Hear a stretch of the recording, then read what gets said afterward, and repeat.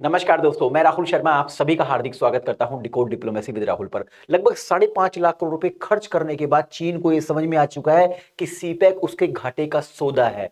इसलिए वो सीपेक को बाईपास करते हुए, पाकिस्तान को बाईपास करते हुए जा पहुंचा है अफगानिस्तान की शरण में। अफगानिस्तान से चीन ने रिक्वेस्ट की है कि please open Wakhan corridor for us, ताकि हम मिलकर आपके साथ दुनिया में ट्रेड को आगे बढ़ा सके। लेकिन दोस्तों, यहां पर अफगानिस्तानियों ने दिल जीत लिया। अफगानिस्तान ने कहा कि जिस प्रकार आप अपने ट्रेड को आगे बढ़ाना चाहते हैं, हम भी दुनिया के साथ और खासकर अपने नेबर्स के साथ और हिंदुस्तान के साथ ट्रेड को आगे बढ़ाना चाहते हैं। और इसमें सबसे बड़ा ऑब्स्टेकल अगर कुछ आ रहा है तो वो है पीओके, पाकिस्तान ऑक्यूपाई कश्मीर। इसमें आपने अपने परम मित्र पाकिस्तान के साथ मिलकर बहुत सारे इलीगल कंस्ट्रक्शन कर रखे हैं। उस इलीगल कंस्ट्रक्शन को बंद कीजिए, पीओके पर पुनर्विचार कीजिए, ताकि हम भारत के साथ एक हेल्दी ट्रेड कर सकें। आखिरकार ये न्यूज़ है क्या दोस्तों, इसको समझने की कोशिश करते हैं कि कैसे मैं कह रहा हूं कि सीपेक की उल्टी गिनती शुरू हो चुकी है, सीपेक बंद होने की कगार पर है। द एंड ऑफ सीपेक दोस्तों। कई सारे न्यूज़पेपर्स ने इस न्यूज़ को पब्लिश किया जिसमें बताया गया है कि सीपेक पर बैक टू बैक जो अटैक्स हो रहे हैं उससे चीन इतना घबरा गया है कि चीन ने अभी डिसाइड कर लिया है कि सीपेक को छोड़ो, जितना भी पैसा इसमें लगा उसको बाईपास करो, पाकिस्तान को बाईपास करो और अफगानिस्तान के साथ वाखान कॉरिडोर पर बात करके इसको ओपन करा के दुनिया में ट्रेड करो। लेकिन दोस्तों, यहां पर अफगानिस्तान ने स्पष्ट तौर से कह दिया है कि पीओके पर आपको पुनर्विचार करना होगा। अगर इस न्यूज़ को डिटेल में समझना है दोस्तों, तो मैं सबसे पहले सीपेक जानना होगा कि चाइना पाकिस्तान इकोनॉमिक कॉरिडोर है क्या। तो मैं आपको बता दूं दोस्तों, आप सभी जानते हैं चाइना पूरी दुनिया का सबसे बड़ा मैन्युफैक्चरिंग हब है, यानी सबसे ज्यादा प्रोडक्शन चीन के अंदर होता है।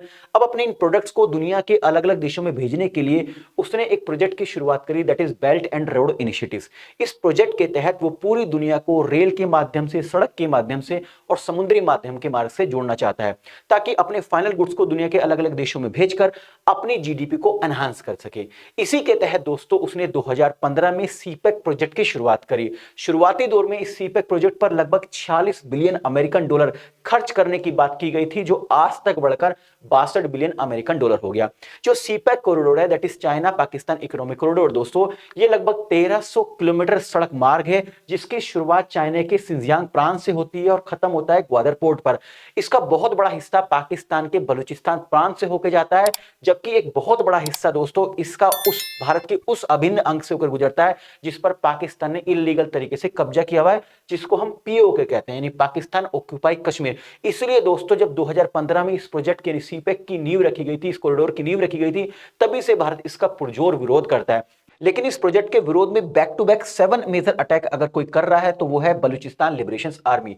दोस्तों, आज तक बलूचिस्तान लिबरेशन आर्मी ने इस सीपेक पर 7 मेजर अटैक किए जब भी उनको मौका मिलता है। देखिए, बलूचिस्तान लिबरेशन आर्मी का ये कहना है कि Balochistan is not the part of Pakistan. वो पाकिस्तान का पार्ट है ही नहीं, पाकिस्तान का हिस्सा है ही नहीं, हम तो एक स्वतंत्र मुल्क है। अगर ये प्रोजेक्ट, ये कॉरिडोर हमारे भाग से होकर गुजरता है तो इससे होने वाली कमाई भी हमें मिलनी चाहिए, लेकिन पाकिस्तान इस बात को तैयार नहीं होता। तो इसीलिए जब भी बलूचिस्तान लिबरेशन आर्मी को मौका मिलता है तो इस कॉरिडोर के किसी न किसी पार्ट पर अटैक कर देते हैं। दोस्तों, अभी तक टोटल 7 मेजर अटैक हुए हैं और इन 7 मेजर अटैक में अभी कुछ दिन पहले ही ग्वादर पोर्ट पे सबसे खतरनाक अटैक किया है बलूचिस्तान लिबरेशन आर्मी ने।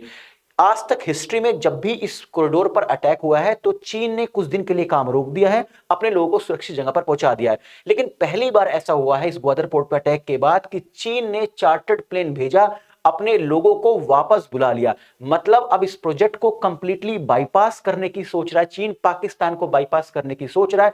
इसलिए उसने अफगानिस्तान से कांटेक्ट किया है और अफगानिस्तान से कहा कि प्लीज ओपन वाखान कॉरिडोर। आप यहां पर रेड कलर की एक छोटी सी पट्टी देख रहे होंगे इस मैप में, जिसकी जो टोटल लंबाई है लगभग 350 किलोमीटर है।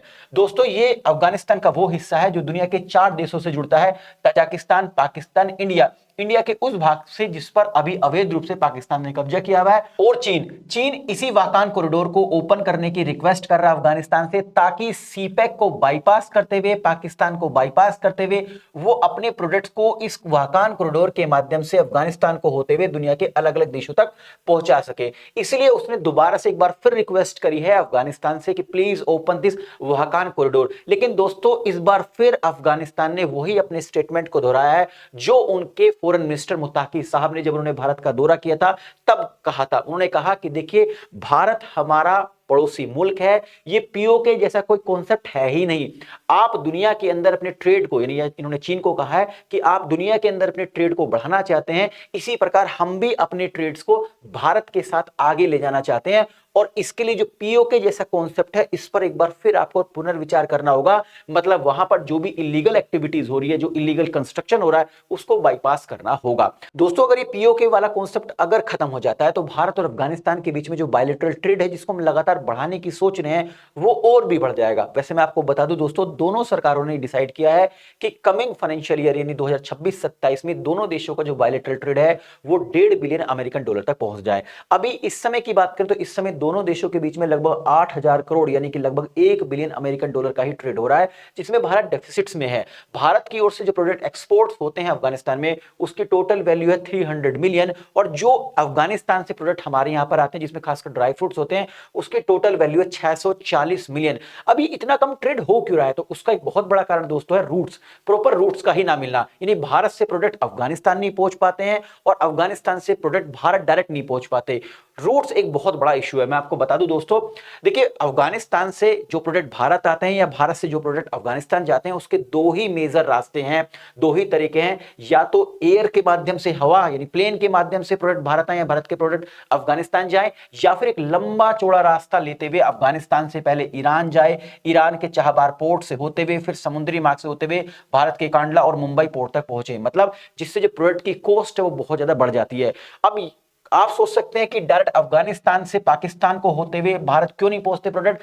उसका एक बहुत बड़ा रीजन यह है दोस्तों कि पाकिस्तान ने भारत के लिए भी और अफगानिस्तान दोनों के लिए सड़क मार्ग बंद किया हुआ, यानी वाघा बॉर्डर नॉर्मली बंद ही रहता है। तो इसीलिए पीओके जैसे कॉन्सेप्ट को अफगानिस्तान मानता ही नहीं है। अफगानिस्तान नंबर ऑफ टाइम्स कह चुका है कि पीओके जैसा कॉन्सेप्ट है ही नहीं, हमारा तो बॉर्डर डायरेक्ट इंडिया से लगा हुआ है। और अगर यहां पर पीओके के अंदर जो इलीगल एक्टिविटीज हो रही है, जैसे सीपैक है, उस पर सीपैक को नंबर ऑफ टाइम्स बोल चुके हैं, अगर इस तरीके की इलीगल एक्टिविटी खत्म हो जाती है, यानी पीओके जैसा कॉन्सेप्ट खत्म ही हो जाता है, तो हम डायरेक्ट अपना सामान भारत में भेज देंगे। मतलब यहां पर चाइना को स्पष्ट तौर से अफगानिस्तान ने कहा है, अफगानिस्तान की अथॉरिटी ने कहा है कि अगर आप चाहते हैं कि हम वाखान कॉरिडोर आपके लिए ओपन करें, तो आप भी हमारा सपोर्ट कीजिए हमारे बिजनेस को बढ़ाने में। मतलब आप पीओके जैसे कॉन्सेप्ट को नकार दीजिए, यहां पर आप जो सीपैक प्रोजेक्ट पे काम कर रहे हैं इसको भी नकार दीजिए और आगे बढ़िए और वाखान कॉरिडोर का फायदा उठाइए। तो बड़ी ही शानदार बात की है अफगानिस्तान ने। मतलब सीपैक की उल्टी गिनती दोस्तों शुरू हो चुकी है। बहुत सारे लोग बोलेंगे कि शायद ये एक हवाबाजी का कॉन्सेप्ट है, लेकिन दोस्तों ये तो स्पष्ट हो गया है कि चीन अब घबरा रहा है इस प्रोजेक्ट से। चीन को समझ में आ चुका कि सीपैक उसके घाटे का सौदा है, $62 बिलियन। लगभग 5.5 लाख करोड़ रुपए तो उसके अब स्वाही हो गए। इसलिए वो वाखान कॉरिडोर की बात कर रहा है, अफगानिस्तान से इसको ओपन करने की रिक्वेस्ट कर रहा है। तो आई थिंक इस वीडियो के माध्यम से जो इन्फॉर्मेशन मैं आप सभी तक पहुंचाना चाहता वो पहुंच गई होगी। जाने से पहले एक रिक्वेस्ट है, अगर आप पहली बार हमारे चैनल पर आए हैं तो चैनल को सब्सक्राइब करना ना भूलें और हाँ, बेल आइकन को जरूर प्रेस करें ताकि मुझे एक मोटिवेशन मिल सके इस तरीके का कंटेंट बनाने के लिए। मिलते हैं नेक्स्ट वीडियो में, तब तक स्टे ट्यून, बाय बाय दोस्तों।